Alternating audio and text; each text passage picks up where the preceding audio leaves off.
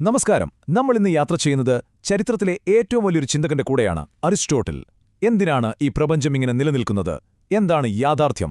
ഈ ചോദ്യത്തിന്റെ ഉത്തരം തേടിയുള്ള അദ്ദേഹത്തിന്റെ ആഴത്തിലുള്ളൊരു അന്വേഷണമാണ് നമ്മളിന്ന് മനസ്സിലാക്കാൻ പോകുന്നത്. അരിസ്റ്റോട്ടലിന്റെ മെറ്റാഫിസിക്സ് എന്ന പുസ്തകം തുടങ്ങുന്നത് തന്നെ ഈയൊരു പവർഫുൾ വാചകം കൊണ്ടാണ്. ഇതൊരു വെറും വരിയല്ല, അല്ലേ? എന്തുകൊണ്ടാണ് നമ്മൾ എപ്പോഴും പുതിയ കാര്യങ്ങൾ അറിയാൻ ശ്രമിക്കുന്നത്? എന്തിനാണ് സയൻസും ഫിലോസഫിയുമൊക്കെ ഉള്ളത്? ഇതിന്റെ എല്ലാം അടിസ്ഥാനം ഈയൊരൊറ്റ വരിയിലുണ്ട്: അറിയാനുള്ള നമ്മുടെ അടങ്ങാത്തൊരാഗ്രഹം. അപ്പോൾ നമ്മൾ എങ്ങനെയാണ് ഈ യാത്ര മുന്നോട്ട് കൊണ്ടുപോകുന്നതെന്ന് നോക്കാം.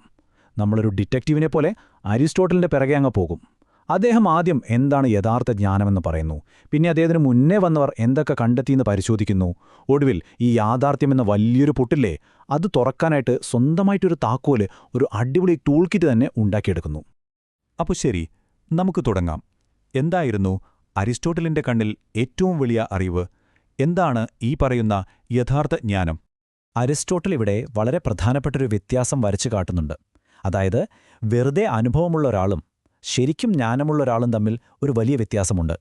ഉദാഹരണത്തിന്, ഒരു മരുന്ന് ഒരാളെ സുഖപ്പെടുത്തി എന്ന് പറയുന്നത് ഒരു അനുഭവം, അതൊരു ഫാക്റ്റാണ്.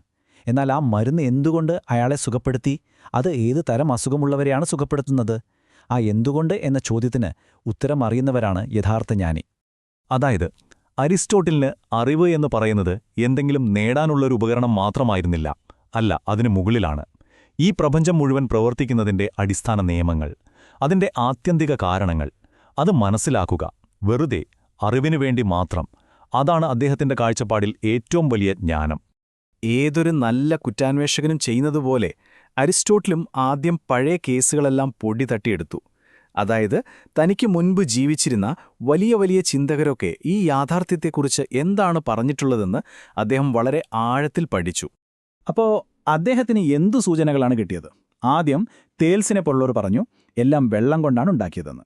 പിന്നെ കുറച്ചുകൂടി കഴിഞ്ഞപ്പോൾ എംപഡോക്ലിസ് പറഞ്ഞു, അല്ലല്ല, വെള്ളം മാത്രമല്ല, തീ, വായു, ഭൂമി, ഇങ്ങനെ 4 കാര്യങ്ങളുണ്ട്. പിന്നെ അനക്സഗോറസ് ഒരു പടി കൂടി കടന്നു ചിന്തിച്ചു, വെറും വസ്തുക്കൾ മാത്രമല്ല, ഇതിനെയെല്ലാം ഒരുമിച്ച് നിർത്തുന്ന ഒരു യുക്തി അഥവാ നോസ് ഉണ്ട് എന്ന് പറഞ്ഞു. അവസാനം അദ്ദേഹത്തിന്റെ ഗുരുവായ പ്ലേറ്റോ വന്നു. അദ്ദേഹം പറഞ്ഞതെന്താ? നമ്മൾ ഈ കാണുന്ന ലോകമൊന്നും യഥാർത്ഥമല്ല, ഇതിനൊക്കെ അപ്പുറത്ത് പൂർണ്ണമായ രൂപങ്ങളുടെ ഒരു ലോകമുണ്ട് എന്നാണ്. അപ്പോ ഇതെല്ലാം പരിശോധിച്ചു കഴിഞ്ഞിട്ട് അരിസ്റ്റോട്ടലിന് എന്തു തോന്നി? അദ്ദേഹത്തിന് മനസ്സിലായി, ഇതിലൊന്നും പൂർണ്ണമായ ഒരു ഉത്തരമില്ല എന്ന്. ഇവരൊക്കെ ഓരോ കാര്യങ്ങൾ കണ്ടെത്തിയിട്ടുണ്ട്, ശരി തന്നെ. പക്ഷേ ഒരു പസിലിന്റെ കുറച്ച് കഷ്ണങ്ങൾ കിട്ടിയതുപോലെയാണിത്. ആർക്കും ആ പസിലെ മുഴുവനായി സോൾവ് ചെയ്യാൻ പറ്റിയിട്ടില്ല. അവിടെയാണ് അരിസ്റ്റോട്ടലിന്റെ പ്രതിഭ. ആ കാണാതായ കഷ്ണങ്ങൾ കണ്ടെത്താൻ, ആ പസിൽ പൂർത്തിയാക്കാൻ അദ്ദേഹം സ്വന്തമായി ഒരു ഇൻവെസ്റ്റിഗേറ്റർ ടൂൾ കിറ്റ് ഉണ്ടാക്കി. ഏതൊരു കാര്യത്തെയും പൂർണ്ണമായി മനസ്സിലാക്കാനുള്ള 4 താക്കോലുകൾ. അതാണ് അദ്ദേഹത്തിന്റെ 4 കാരണങ്ങൾ. ഇതാണ് ആ ടൂൾ കിറ്റ്. ഇത് ശരിക്കും അടിപൊളിയാണ്. ഒരു ഉദാഹരണം വെച്ച് നോക്കാം. ഈ മാർബിൾ പ്രതിമ, ഇതെന്തുകൊണ്ടാണ് ഉണ്ടാക്കിയിരിക്കുന്നത്? അതാണ് ഭൗതിക കാരണം, മാർബിൾ. ഇതിന്റെ രൂപം എന്താണ്? ശില്പിയുടെ മനസ്സിലുണ്ടായിരുന്ന ആ ഐഡിയ, അതാണ് രൂപപരമായ കാരണം. ശരി, ഇത് ആരാണ് ഉണ്ടാക്കിയത്? ഉളിയും ചുറ്റുകയുമൊക്കെ ഉപയോഗിച്ച ആ ശില്പി, അതാണ് കാര്യക്ഷമമായ കാരണം.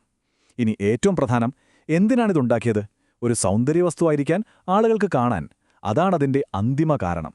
കണ്ടോ, ഈ 4 ചോദ്യങ്ങൾ ചോദിക്കുമ്പോൾ ആ പ്രതിമയെക്കുറിച്ചുള്ള എല്ലാ കാര്യങ്ങളും നമുക്ക് മനസ്സിലാവും. അപ്പോൾ ഇതാണ് പോയിന്റ്. അരിസ്റ്റോട്ടലിനെ സംബന്ധിച്ച് ഈ 4 കാരണങ്ങളിൽ ഏതെങ്കിലും ഒന്ന് മാത്രം അറിഞ്ഞാൽ പോരാ.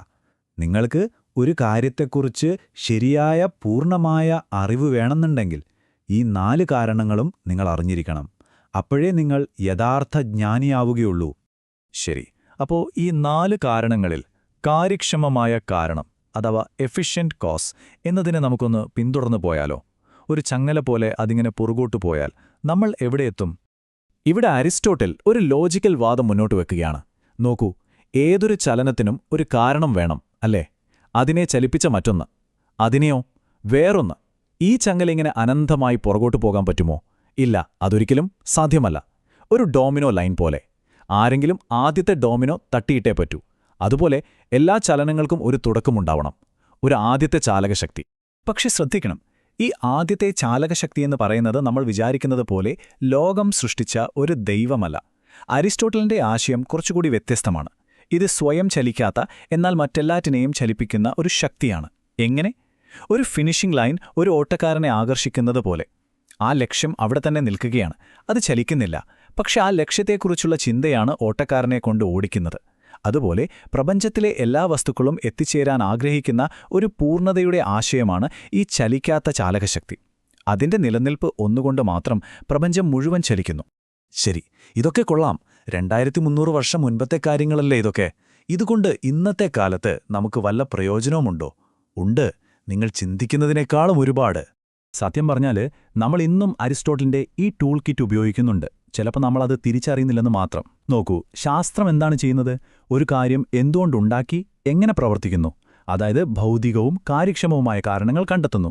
എഞ്ചിനീയറിംഗ് എടുത്താലോ, ഒരു ഡിസൈന്, അതായത് രൂപപരമായ കാരണം, ഒരു പ്രത്യേക ആവശ്യത്തിനു വേണ്ടി, അതായത് അന്തിമ കാരണത്തിനു വേണ്ടി ഉപയോഗിക്കുന്നു. എന്തിന്?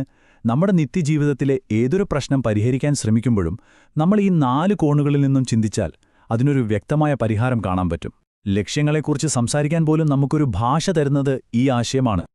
അപ്പോൾ അറിയാനുള്ള ആഗ്രഹമെന്ന ഒരു ചെറിയ ചോദ്യത്തിൽ നിന്ന് തുടങ്ങിയ അരിസ്റ്റോട്ടലിന്റെ അന്വേഷണം നമ്മളെ എവിടെയാണ് കൊണ്ടുചെന്നെത്തിച്ചതെന്ന് കണ്ടില്ലേ?